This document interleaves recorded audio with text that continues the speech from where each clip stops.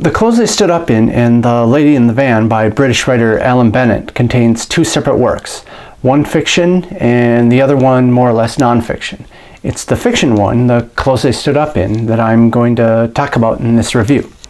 Basically, The Clothes They Stood Up In is a novella about the Ransoms, a somewhat stuffy middle to upper middle class couple who return home one evening to find that they've been burglarized.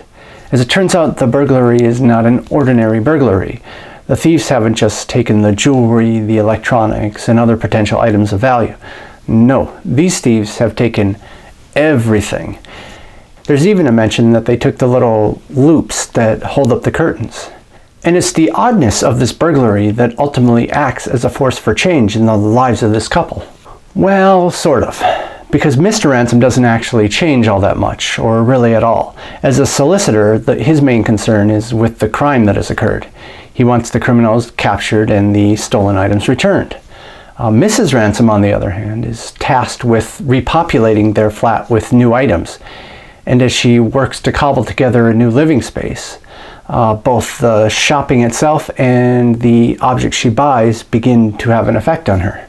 For example, she buys a television set and begins to watch daytime TV programming.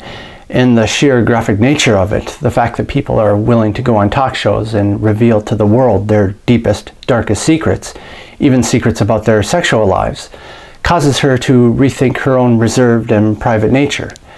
And then there are the chairs she buys, which aren't terribly stylish, but are actually, heaven forbid, comfortable. Anyway, that's the basic plot. As far as the writing goes, it's really quite delightful and is filled with irony and wit and a lot of other British things. What's also impressive is how deftly Bennett moves from scene to scene and character to character without any real break in the story. Everything just flows from one thing to another, while at the same time building toward a muted but brilliant climax. So if you've got yourself a little time, really only 2 or 3 hours, I recommend filling it with this little gem, The Clothes They Stood Up In, and then come back to this review and tell me what you thought. Oh, and if you're looking for a little homework, also write down what you think the title is about. Happy reading. Bye-bye.